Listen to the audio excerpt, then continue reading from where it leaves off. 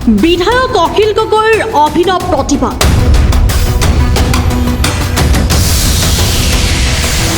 দেশজুৰি সৃষ্টি হোৱা ইথানলযুক্ত পেট্ৰলৰ বিৰুদ্ধে আজি অসম বিধানসভাৰ চৌহদত ৰাইজৰ দলৰ বিধায়কৰ তীব্ৰ প্ৰতিবাদ।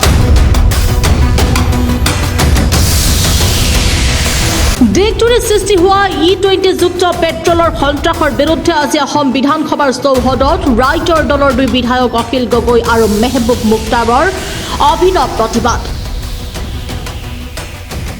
ৰাইজৰ দলৰ নেতা তথা বিধায়ক অখিল গগৈৰ স্পষ্ট দাবী, ইথানলবিহীন আৰু ইথানলযুক্ত দুয়োটা পেট্ৰলকে চৰকাৰে উপলব্ধ কৰাওক, যাতে বাহনৰ গৰাকীয়ে ইচ্ছামতে পেট্ৰল ভৰাব পাৰে।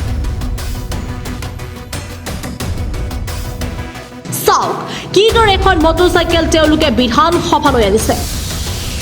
উল্লেখযোগ্য যে E20 যুক্ত পেট্ৰলৰ বিৰুদ্ধে এতিয়া দেশৰ বিভিন্ন প্ৰান্তত ক্ষোভৰ অগ্নি দহিছে। ইতিমধ্যে দেশৰ বিভিন্ন প্ৰান্তৰ পৰা বিভিন্নজনে নীতিন গাডকাৰীৰ E20 যুক্ত পেট্ৰলৰ বিৰুদ্ধে সামাজিক মাধ্যমত ক্ষোভ বক্তব্য কৰি আহিছে। E20 যুক্ত পেট্ৰলৰ বাবে এতিয়া দেশৰ বহুতো নামী দামী গাড়ীৰ ইঞ্জিন বিকল হৈ পৰিছে। দেশজুৰি সৃষ্টি হোৱা ইথানলযুক্ত পেট্ৰলৰ বিৰুদ্ধে আজি অসম বিধানসভাৰ চৌহদত ৰাইজৰ দলৰ বিধায়কে কৰা এই অভিনৱ প্ৰতিবাদে এতিয়া সকলোৰে দৃষ্টি আকৰ্ষণ কৰিবলৈ সক্ষম হৈছে। ইথানল ব্যৱহাৰ কৰি আমাৰ গোটেই ব্যৱস্থাটো ধ্বংস কৰি পেলালে। আমাৰ মধ্যবিত্ত শ্ৰেণীয়ে সকলো পেট্ৰলৰ গাড়ী ধ্বংস কৰি পেলালে।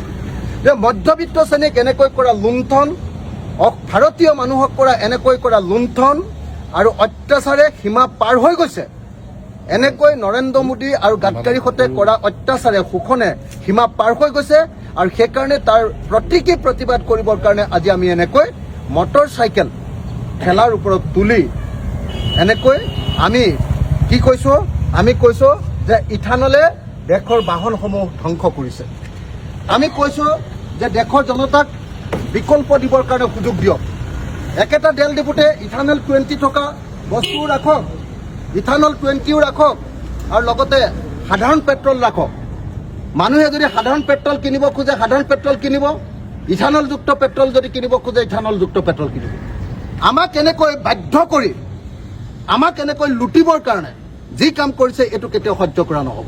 যে ছাবচিডিৰ চাউলেৰে ইথানল প্ৰস্তুত কৰে, কুঁহিয়াৰে কৰে, আপোনাৰ কি কয় এইটো বাঁহেৰে কৰে, সেইবিলাক বেলেগ কথা, সেইটো এটা বেলেগ প্ৰসংগ।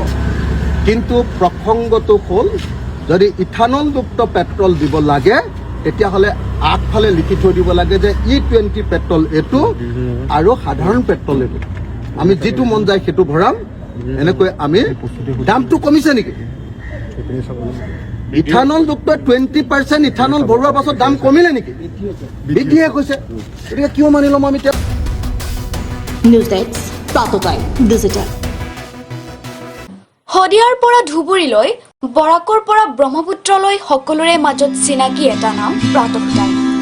থলুৱা ভাষা, কৃষ্টি আৰু সত্য বাতৰিৰ আধাৰত প্ৰতিষ্ঠিত খবৰ প্ৰাতঃ টাইমৰ প্ৰতিটো বা বাতৰি পুংখানুপুংখভাৱে চাবলৈ Facebook, YouTube, website, Twitter, Instagram আৰু ব্লগাৰ পেজত লাইক আৰু ফ'ল' কৰক।